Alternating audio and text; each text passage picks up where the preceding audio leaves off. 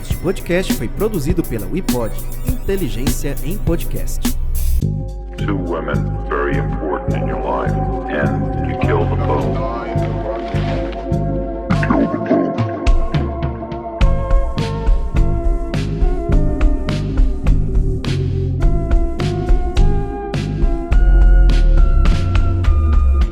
Basically, I was a normal person.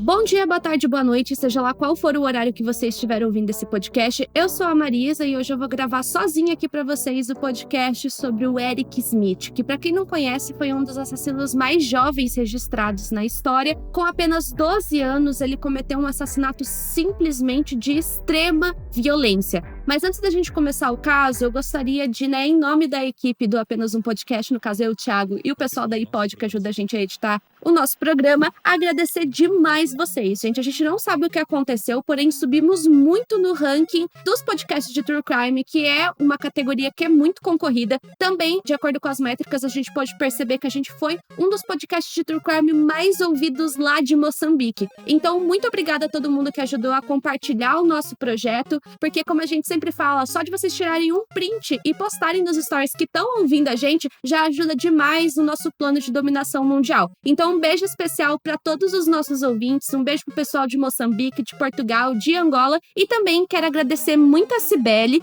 que mandou um pix misterioso pra gente, onde ela disse: estou transferindo o que sobrou desse mês, kkkk, a triste vida do brasileiro. Cibele, entendemos você perfeitamente. Mesmo sendo uma quantia pequena, espero que ajude, amo vocês. Ajuda demais. E também quero agradecer a Ingrid Brito, que também mandou um pix misterioso, onde ela falou: vocês foram o meu primeiro podcast de True Crime. Meu Deus do céu, que honra, né? Tenho um apego especial. Ouvia o dia inteiro no trabalho com a minha amiga. Beijo, Malu. Amo o trabalho de vocês. Muito obrigada, Ingrid. Se você também quiser apoiar o nosso podcast, de uma forma financeira, aceitamos Pix de literalmente qualquer valor para ajudar a gente, a suprir ali equipamentos que podem, porventura, quebrar. Então é só mandar para o contato apenas um podcast@gmail.com, ou então você pode ajudar a gente seguindo a gente no Spotify ou no agregador que você escuta a gente, avaliando a gente na nota máxima aí do seu agregador, no caso do Spotify é 5 estrelas, e como sempre ajudar no engajamento, colocando um comentário bem legal ali na caixinha de perguntas que vai estar. Vamos discutir sobre esse caso, mandem a opinião de vocês, o que vocês acharam do episódio, mas chega de enrolação e vamos começar a discutir essa história do Eric. Atenção, o episódio a seguir contém cenas de descrição de violência física, psicológica e sexual. Se você não se sente bem em ouvir esse tipo de história, talvez seja melhor pular e ouvir outro podcast. O aviso de gatilho foi dado, então agora você continua por sua conta e risco. Eric M. Smith nasceu no dia 22 de janeiro de 1980, em Sonova, que é uma pequena cidade que fica no estado de Nova York, lá nos Estados Unidos. Como ele cometeu esse crime numa idade muito jovem, ele tinha 12 anos, obviamente a gente não vai ter aquela biografia super completa, igual normalmente a gente traz em outros casos. Porém, a gente sabe que ele gostava de passar um tempinho ali, ele gostava de se divertir, de brincar com os avós, que era o Red e a Eddie Wilson. Outra informação que os avós trazem pra gente é que, no ponto de vista deles, o Eric sempre foi uma criança doce que adorava brincar e fazer brincadeiras. No entanto, em contrapartida, a gente tem outra informação que é muito crucial, que era a vida escolar do Eric. Lá na escola, ele sempre foi descrito como uma criança solitária e que sofria muito bullying dos colegas por conta da sua aparência física. O Eric tinha um formato de orelha que era um pouco diferente, e isso era o suficiente para que ele sofresse várias provocações dos colegas de escola dele, além dele usar óculos com as lentes muito grossas, ter cabelo ruivo e sardas. Quem já me viu sabe que eu sou ruiva e tenho sardas. E, gente, acho que hoje em dia diminuiu um pouco, mas principalmente ali década de 80, 90, começo dos anos 2000, realmente era pesado. Eu falo isso por experiência própria. Eu sofri muito bullying na escola por conta da minha aparência física. E no caso do Eric, não foi diferente. Essas são as informações que a gente tem. Vamos dar um salto temporal agora para dia 2 de agosto de 1993. Nesse dia em questão, o Eric estava participando de um acampamento de verão. Tinha 13 anos nessa época, e acontece que ali no acampamento, era para ser um dia normal, mas acabou que ele se envolveu numa briga justamente por questões de bullying, e nisso ele foi expulso do acampamento por mau comportamento. Aí vai acontecer uma coincidência extremamente infeliz, porque o Eric começa criança, né, a voltar para casa dele de bicicleta, a sair do acampamento de verão, e um outro menininho que também ia participar desse acampamento estava chegando. O nome desse menininho era o Derek Hobe. Ele tinha apenas 4 anos de idade e estava caminhando sozinho até esse acampamento de verão. No meio do caminho, os dois acabam se cruzando e rapidamente o Eric montou na sua mente um plano simplesmente maléfico e conseguiu atrair esse menino até uma área arborizada, né? Uma área ali de mata fechada. Só que vale lembrar, né, que a mãe do Derek, né, o menininho de 4 anos, ela deixou o filho, assim, um pouco antes da entrada do acampamento para que ele andasse o resto do caminho sozinho. Aí acabou acontecendo essa triste, né, coincidência. Porque o que acontece, né? Nessa área que o Eric leva essa criança de 4 anos, ele acaba estrangulando e também joga uma pedra grande sob a cabeça do menino. A causa da morte foi determinada como traumatismo craniano junto de asfixia. Por volta das 11 horas da manhã, a mãe do Derek, o menininho de 4 anos, eu sempre vou falar um menininho de 4 anos, né, porque é Derek e Eric, né, são nomes muito parecidos, porque daí eu acho que vai ser mais fácil para vocês irem assimilando e diferenciar um e o outro, né.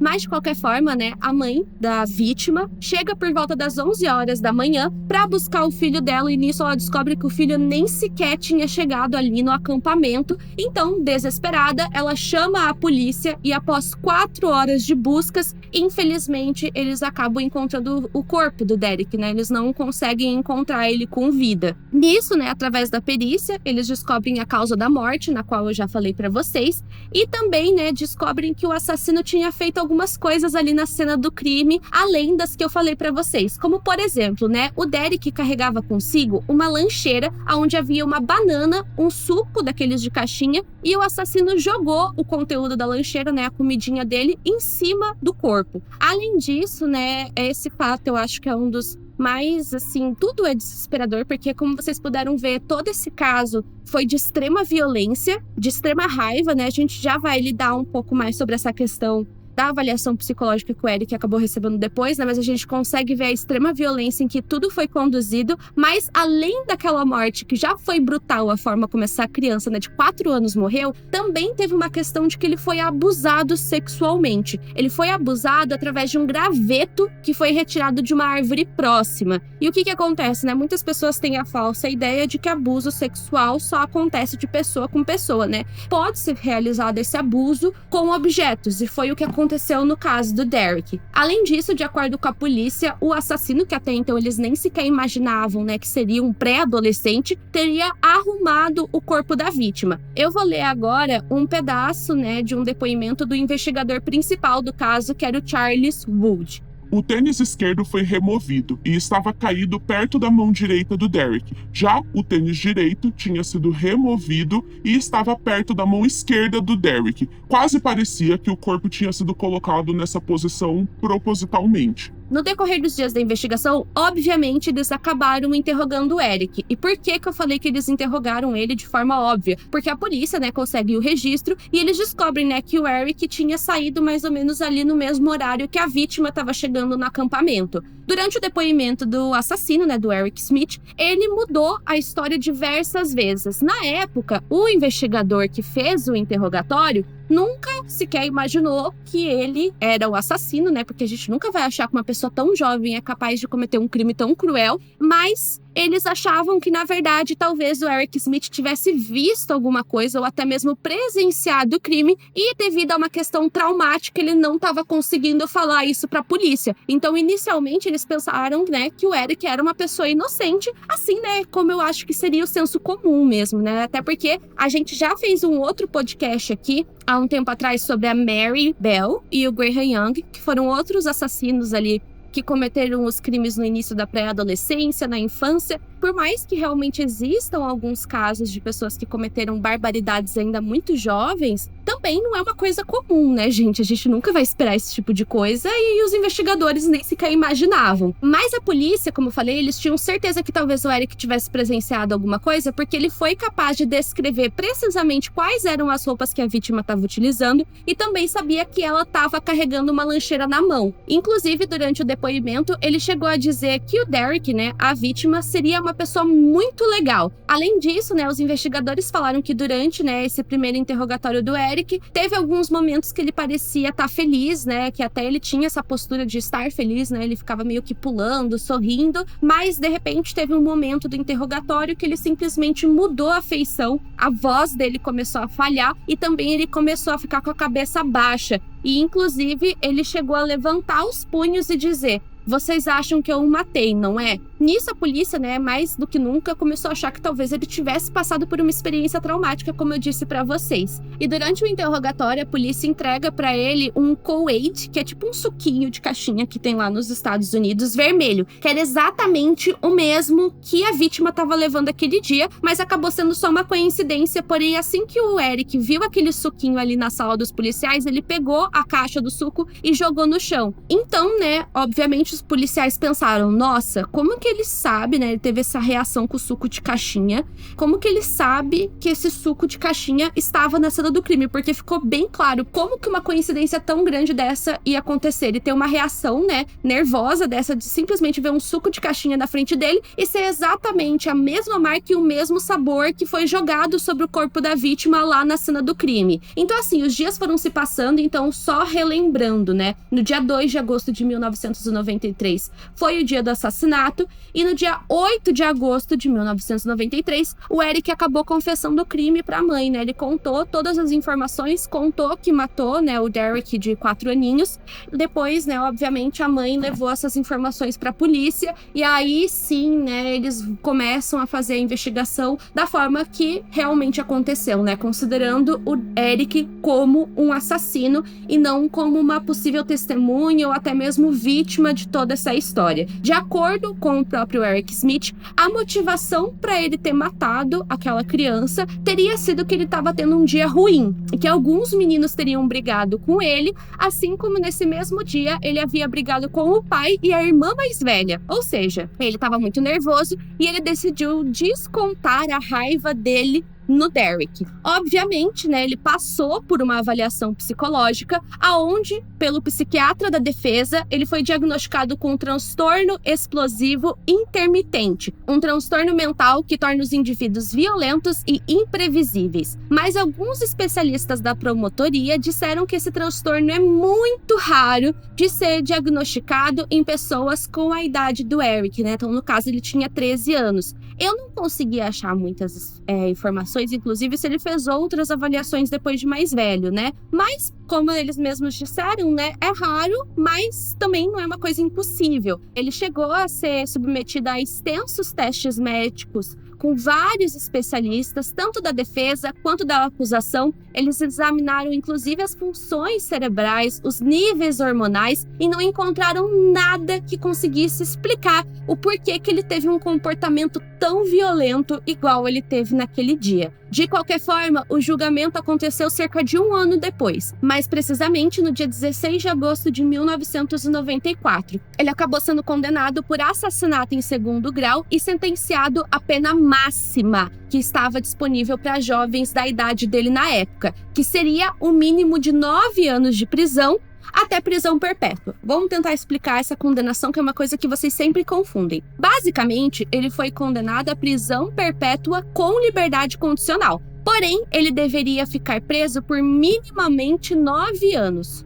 Quando ele completasse 9 anos preso, aí sim ele poderia ir na justiça pedir a liberdade condicional, ou seja, pedir para ele sair da prisão. Ele passou vários anos preso, ele tentou diversas vezes pedir a liberdade condicional, mas na maioria das vezes foi negado, e inclusive ele chegou a escrever uma carta pública pedindo desculpas à família Robb, que inclusive ele chegou a ler na televisão publicamente. Eu vou ler agora um pedacinho dessa carta, né, de perdão que ele fez para a família Robb. Sei que minhas ações causaram uma perda terrível na família Robb, e por isso eu realmente sinto muito. Tentei pensar ao máximo possível sobre o que o Derek nunca experimentará. Seu 16º aniversário, natais, a sua casa própria, formatura, ir para a faculdade, se casar, ter o seu primeiro filho. Se eu pudesse voltar no tempo, trocaria de lugar com o Derek e suportaria toda a dor que causei a ele. Significaria que ele continuaria vivo e eu trocaria de lugar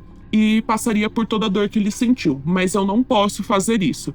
Ele tentou pedir desculpas à família diversas vezes, em praticamente todas as entrevistas que ele deu, porque ele disse, né, que ele não queria suportar com a ideia de passar o resto da vida dele preso e também, né, em decorrência do crime que ele cometeu. A primeira vez que ele pediu liberdade condicional foi em 2002, mas acabou sendo negado. Ele tentou novamente em 2020, mas acabou não rolando, acho que por conta da pandemia. Em outubro de 2021, mas acabou sendo adiado por algumas questões. Porém, lá no comecinho do ano passado, 2022, ele conseguiu a liberdade condicional e atualmente ele tá com 43 anos e, né, vivendo ali em liberdade. E a última informação, nem sei se ele ainda está, mas eu vi recentemente que ele estava noivo. Mas tirando isso, gente, é basicamente esse o caso.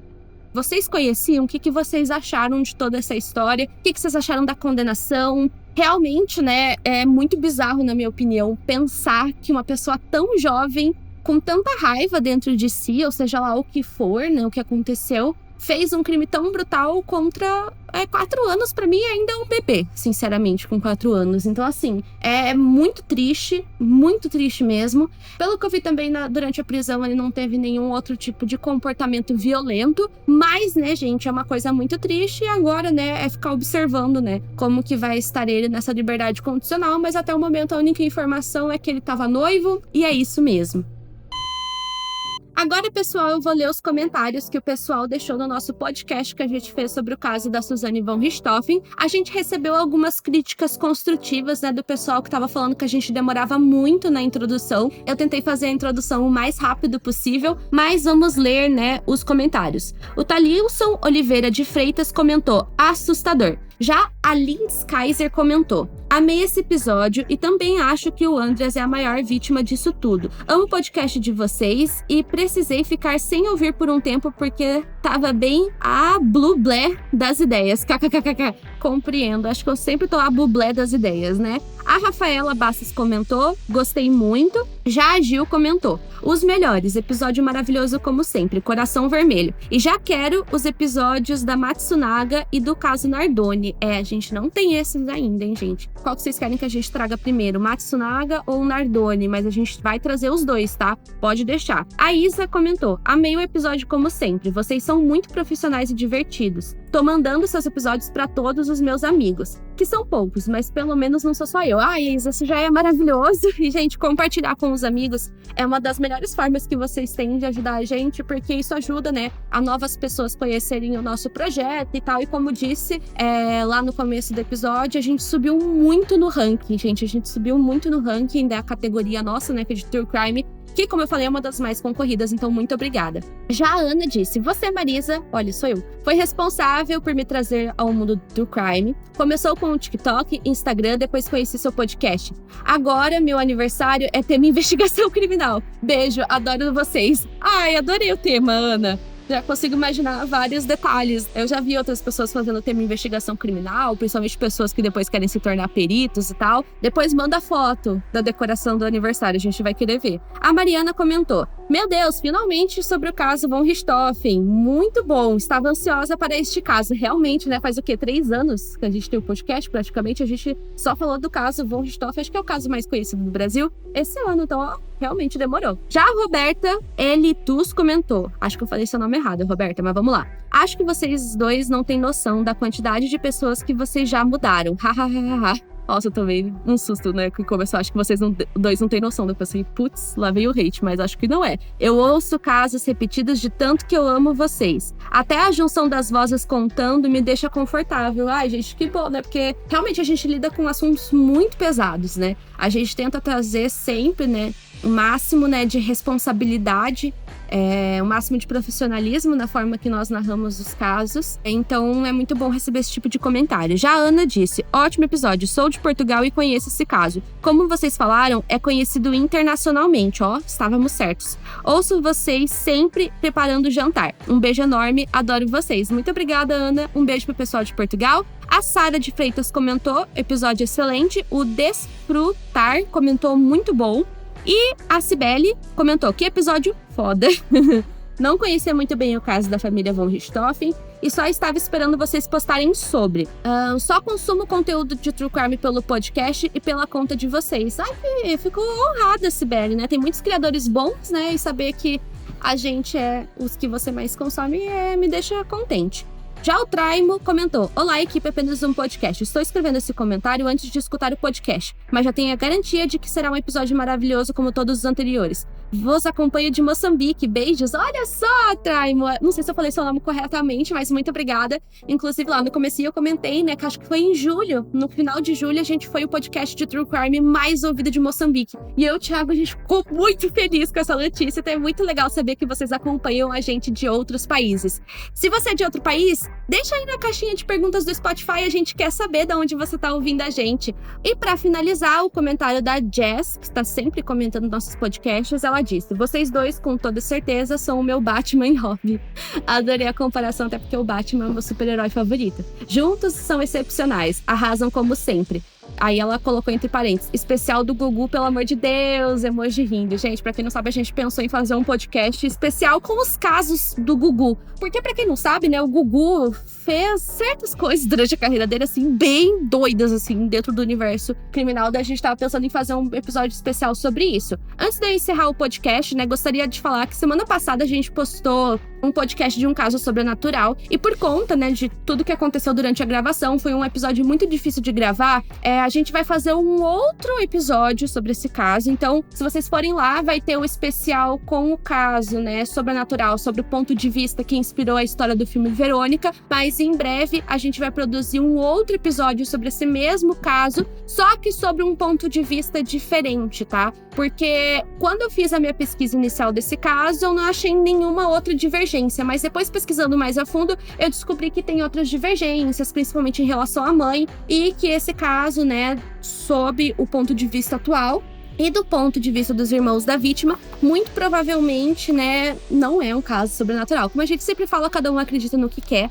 A gente tem trazido alguns casos de sobrenatural, porque eu sei que muitas pessoas que são nossos ouvintes se interessam por isso, mas até pro podcast não ficar muito longo e por aí vai, a gente vai fazer essa versão separada. Então, em breve, a gente vai fazer o mesmo caso, só que sob um ponto de vista diferente, tá? Mas só avisando, porque como a gente teve muito problema com a gravação do episódio passado, a gente teve que reaproveitar um áudio que ficou horrível, da gente não conseguiu fazer esse disclaimer durante o episódio, tá? Mas em breve vai estar saindo isso. Mas se você tem alguma sugestão de caso que gostaria de ver por aqui, um caso aí da sua região, alguma sugestão pro nosso quadro do Crime News, deixa aí na caixinha, né, do Spotify ou manda pra gente lá no nosso Instagram, que a gente sempre tá de olho em todas as mensagens. Bom, gente, foi isso por hoje. Um beijo a todos vocês e vejo todos no próximo episódio semana que vem, que eu espero que o Thiago esteja aqui junto comigo.